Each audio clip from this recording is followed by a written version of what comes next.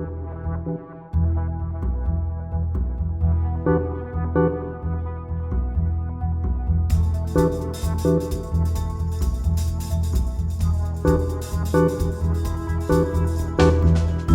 today we presented to the Gary International Airport Authority the terms of essentially two agreements, but three legs of the stool. The two agreements were a master developer agreement and a master airport management agreement.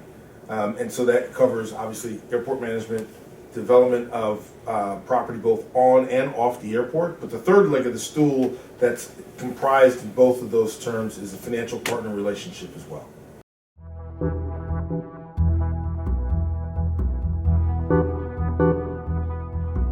So one of the things that's very important in distinguishing what we're doing from what many others have tried to do is that we're not selling the assets of the airport. The assets are being maintained by the airport and the city, and the airport authority will still rest with the board, which is critically important to us. But what we are doing is bringing on a partner, a world-class partner, both from the perspective of understanding how to manage the airport effectively. AFCO, AvPORTS, Dulles-based firm, has had experience managing a number of airports around the country and cargo facilities, bringing on a airport or master developer with AVCO and Mike Mullen, former CEO of CenterPoint Properties, as well as bringing on financial partners in Guggenheim Securities and Loop Capital, who understand how to make investments in infrastructure type investments like this around the country and around the world.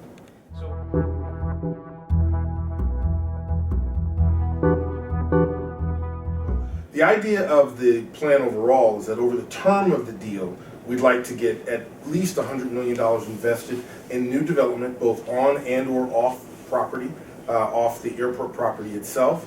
We expect that within the first 6 months, $2.5 million will be expended on the project. Within the first 18 months, we expect the first $10 million to be invested in airport development. And within the first 36 months, first 3 years, $25 million of the $100 million that we expect over the life of the deal to be invested in development both on and or off airport. But in addition, there is the opportunity for us to have an airport manager who's going to substantially increase the profitability of the airport. And so those two things really do work hand in hand. And there's a lot of work that will go into determining what the long-term master plan will be of the airport and of the development outside of the airport to make sure that they are work in tandem to encourage not just the current partners that we've got, but additional partners who may come in the future.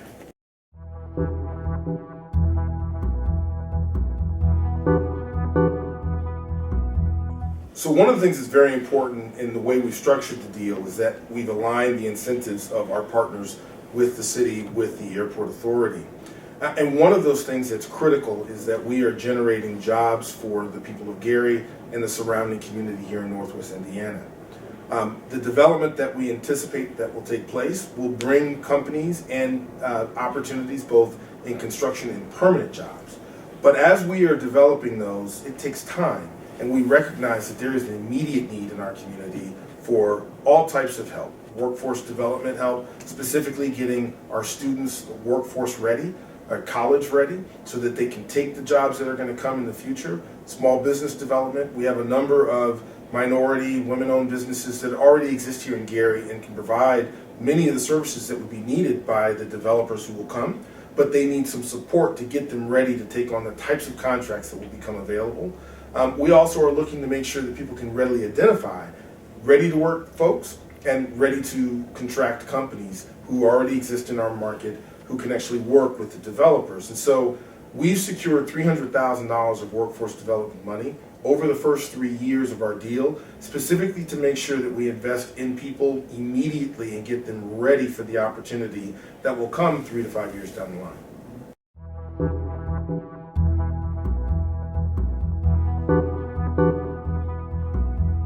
So the P3 committee was formed by the mayor and the airport authority in February of 2013. And our first goal was to determine if a P3 opportunity, public-private partnership, made sense with the Gary Chicago Airport, and if so, what should the form of that P3 be? We were given a short time window, and between February and essentially April, we actually came back and did the analysis by looking at different airport structures around the country and around the world that yes, a P3 opportunity here does make sense.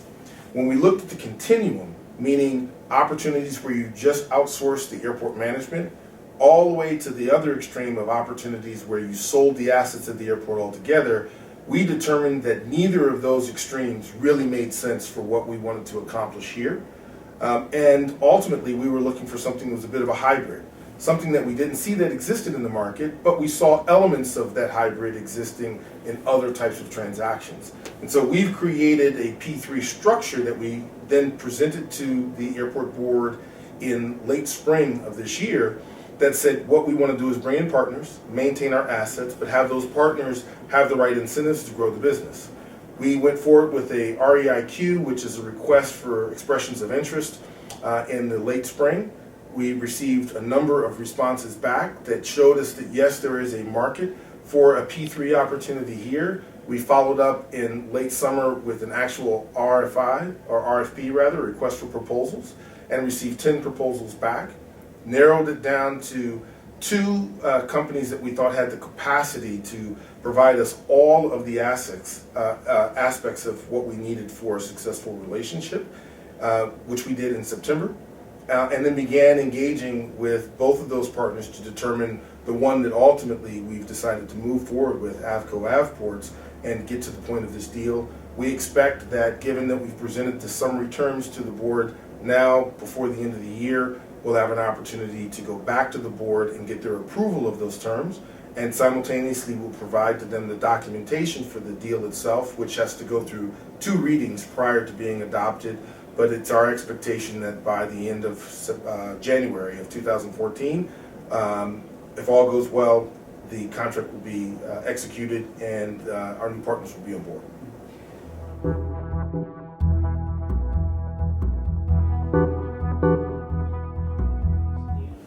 I think there are a number of reasons why it's important, but one of the most important, I think, is it's about establishing a habit of winning and success. And I think that everyone starts to ingrain in them when they are doing really well and things are going well and when things aren't going so well.